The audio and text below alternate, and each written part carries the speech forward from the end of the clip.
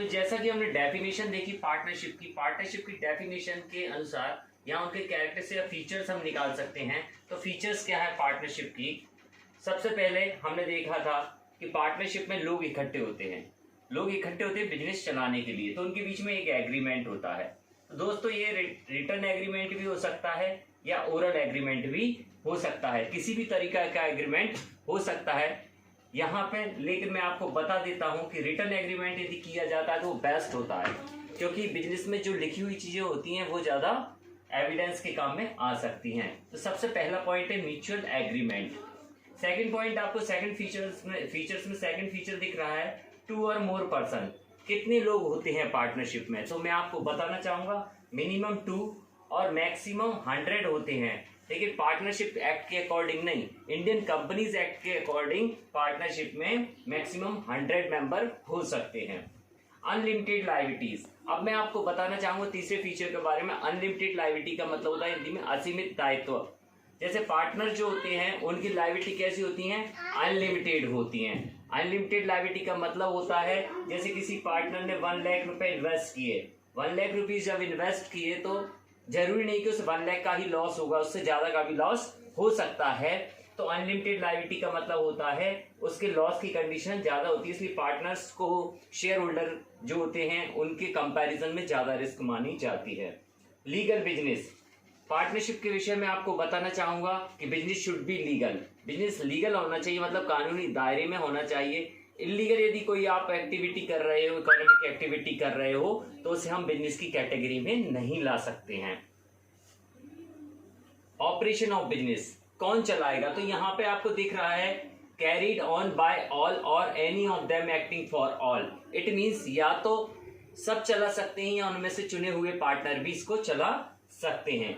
Sharing profit and loss. Business में आपको बताना चाहूंगा यहाँ पर कि यहाँ पर प्रॉफिट को बांटना कंपलसरी है, लॉस को बांटना कंपलसरी नहीं है, क्योंकि यहाँ पर देखो डेफिनेशन में लिखा हुआ है शेयरिंग द प्रॉफिट। प्रॉफिट को बांटना जरूरी है लेकिन लॉस को बांटना जरूरी नहीं है। Sharing capital. क्या सभी पार्टनर को बिजनेस में कैपिटल लगाना जरूरी है? Sharing profit loss. देखिए यहाँ पर आपको दिख रहा है डेफिनेशन में टू शेयर द प्रॉफिट, मतलब प्रॉफिट को बांटना कंपलसरी होता है लेकिन लॉस को बांटना कंपलसरी नहीं होता है। आपको अगला पॉइंट बताता हूँ शेयरिंग कैपिटल।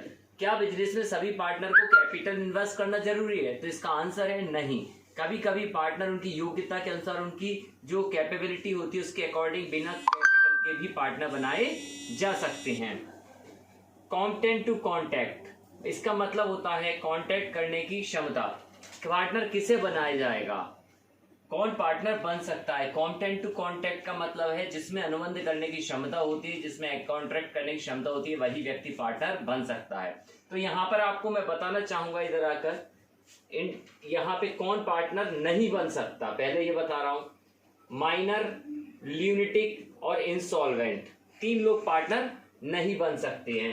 पहला माइनर माने अवयस्क, ल्यूनेटिक अस्वस्थ मस्तिष्क और इंसॉल्वेंट मतलब जिसका दिवाला निकल गया हो, वो पार्टनर नहीं बन सकते हैं। तो इसका जस्ट उल्टा आ जाएगा, मेजर पार्टनर बन सकता है।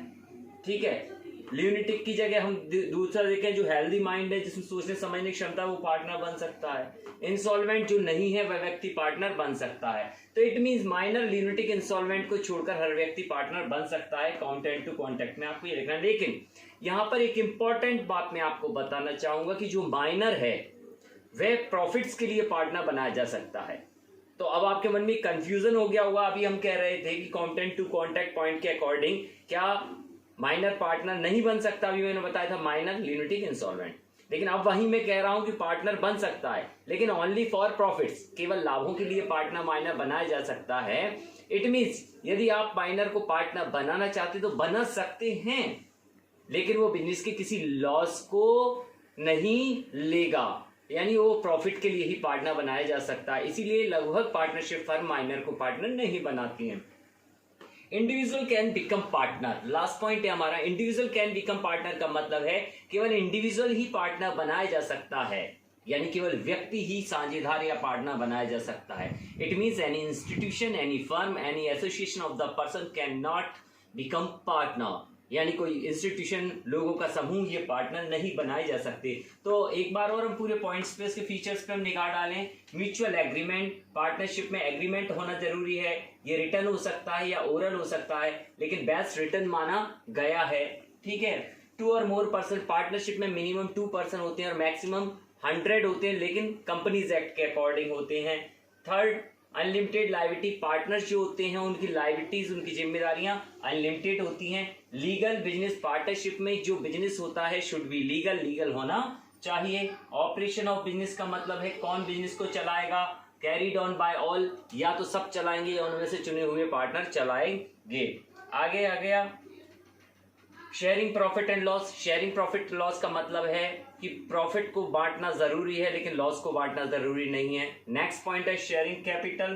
क्या हर पार्टनर कैपिटल इन्वेस्ट करेगा? नो, हर पार्टनर को कैपिटल इन्वेस्ट करने की जरूरत नहीं है। बिना कैपिटल के भी व्यक्ति को पार्टनर बनाया जा सकता है। आगे कॉम्टेंट टू कॉन्टैक्ट का मतलब है वही व्यक्ति को पार्टनर बनाया जाएगा जिसमें अनुबंध करने की क्षमता है। इसीलिए minor, lunatic and insolvent can not become partner, but minor can become partner only for profits. आगे लास्ट पॉइंट है इंडिविजुअल कैन बिकम पार्टनर। केवल इंडिविजुअल को पार्टनर बनाया जा सकता है, व्यक्ति को पार्टनर बनाया जा सकता है। Any firm and institution can not become partner. तो ये थे फीचर्स, बड़े आसान थे, बड़ी आसानी से याद कर सकते हो आप। याद करने का तरीका ये है, म्यूचुअल एग्रीमेंट सबसे इंपॉर्टेंट बात है, सबसे पहले है 2 और मोर पर्सन, 2 लिखा है तो दूसरे नंबर पे है। अनलिमिटेड लायबिलिटी, खतरा है तो खतरा वाला पॉइंट 3 नंबर। Legal business, operation of business, business वाले पॉइंट है। Sharing profit loss, sharing capital, sharing वाले पॉइंट हैं। Content to contact, individual can become partner. आपको यदि एग्जाम में आता है तो मैं ये भी बता देता हूं कि कौन से पॉइंट आपको लिखना चाहिए। आपको लिखना चाहिए अच्छे मार्क्स के लिए अच्छे पॉइंट्स, म्यूचुअल एग्रीमेंट, 2 और more person, unlimited liabilities, content to contact, individual can become partner. ये 5 पॉइंट बहुत ही अच्छे हैं। Thank you very much. ये था हमारा आज का सेशन। Thank you.